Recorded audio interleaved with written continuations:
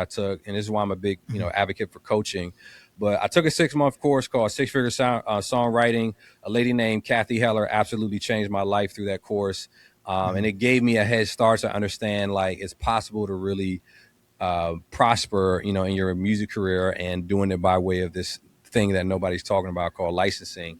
And Yeah. so after that, and it wasn't within that 6 months. And I want to point this out too. Within that 6 months, I didn't make any money. You know what I mean? Like Yeah. Yeah. Yeah. Yeah. I'm just learning, the ropes. And that's probably one thing to even point out for like artists who are considered like sometimes it Yeah. does. And it's not even something, it will take It time will. Yes. to kind of get to that breaking point or tipping point where it makes sense to actually jump ship and go full time and take the leap. Because and also too, I'd imagine a lot of folk who are watching this are probably they're working full time, they probably seriously dating, they probably have a family, kids, all that Yeah. kind of stuff, and you got a lot riding on you, you know what I It could mean? be scary. It could be scary. Yeah, so I don't advocate anybody just like um you know impulsively, just jumping ship Yeah. for this whole I got to get it out of the mud, you know what I mean? Like sometimes that works, but there's you can scaffold your way into a full-time situation. It doesn't Yes, have you to can. be all or nothing, and that's what I feel like that's kind of the alignment with our stories where you were like, hey, what I'm making over here, I'm grinding on the off hours, and this thing is starting to rival what I'm Yeah. getting paid on my full-time gig. And literally the same thing you were saying was what Yeah. I said to myself, like, yo, what if I had 8 hours a day, Just yeah. you know what I mean, to dedicate myself to this? I think I could do this. I You could could do it. run it up. Yeah.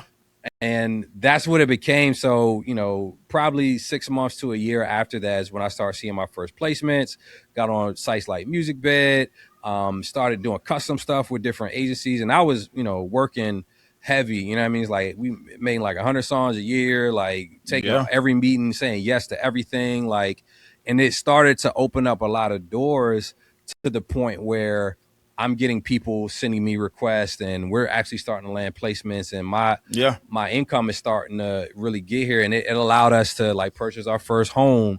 And then like the first year, like, and actually this is in COVID, 2020 purchased first home, second year purchased our second home. And then 2021 April is when I left my job because, and also here's the other sides of it. Um, Trying to be, and maybe we could talk about this. I know I've been ranting a little bit, but talking No, you're about good. You're what does frugality look like? What does strategy look like when yes. it comes to practically making those moves? Because, Mm-hmm. I was that one where, um, we was making maybe 40, 50K a year, maybe probably more like 40K a year at my job. Like money was tight. Wanted to get to six figures, didn't know how to do it, was trying everything, but started to see the income slowly, raise with the licensing side, and made some strategic moves where it's like, all right, we use part of our, like my retirement account that I didn't even realize we could do this, but we borrowed off of our retirement account to get into our first home. Dope. Once we got into our first home, we rented out every room in the home so that we didn't have to pay a mortgage. So then we're lowering our expenses. You feel me? Like we're Yeah. lowering our expenses, Come on. so that gave us permission to like save more, and then we were able to like replenish the savings that we pulled off of retirement to then use it again to get into our next house. And then we ended up renting out the house we bought, and then moved into the second house, did the same exact Come thing when on. we were renting out rooms. Come on. So it put me in a position where I could actually like comfortably say like, hey, we could probably do this, like leaving my Yeah. job, and I had a year plus worth of data as well, you know what I mean, of just Yeah. the numbers rising up. But maybe you could talk to like what that scaffolding looked like. Bro, I think what you said was so needed because I think a lot of times like just having conversations with other artists, like it's not all glitz and glam. Yeah. It's not all buying expensive things and living that life. I think social media paints that. There's a Yeah. lot of sacrifice, like what you said, that goes on the back end. Even just hearing, "Oh, I purchased this house and rented it." People don't see the hours of maintaining, Yeah. cleaning, complaints, Yeah. having to do that and run that. And those 2 houses we bought, we just sold them joints like this year because Hey, of that reason you're talking about. But go ahead. see, and people don't see that side, and I think that, especially here on the podcast, I think shining light onto that side and letting you know, like, it's not going to be easy, but it's possible. You know what I'm Yeah. saying? Like, it's very possible. And for me, when it came to, like the house that we purchased it in 2020, which is so crazy. With my job, I waited until we signed them papers, we got the key. Yes. Yes. I'm out of Yes. here. I'm out Yes. of here now, because the whole deal of getting the house, you got to It's be almost contingent on your W on, two. yes, on your Like, W-2. So I was like, all right, we're in here. And the same year, we got that's the crazy. house in July. That December is when I quit my job. And I think, and I'm still in that house to this day. Yeah. My family has grown since then.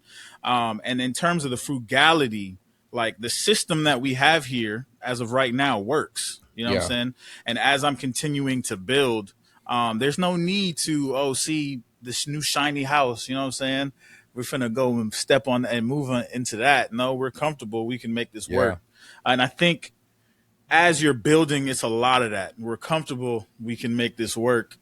Do you need that new car? No, Yeah. you probably don't. Yeah. Does your car run? Yeah, I mean, that's fancy. And I think a lot of times what breaks people is their external is what they focus on, and their business lacks. Yeah. And then it suffers because the money has to now go over there. Yeah. So Yeah. I was there's a gonna lot of say sacrifice on that. no, and that's good. I think it's that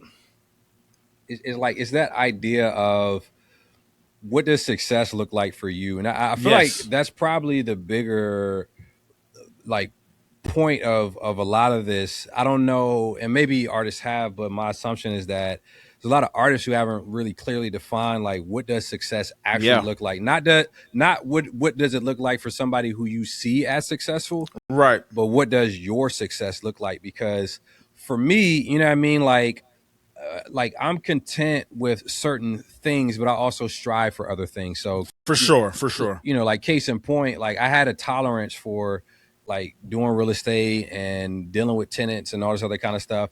Somebody may not have that type of patience, you know what I mean, to deal Yeah. with all of those things, and that just it becomes more of a burden.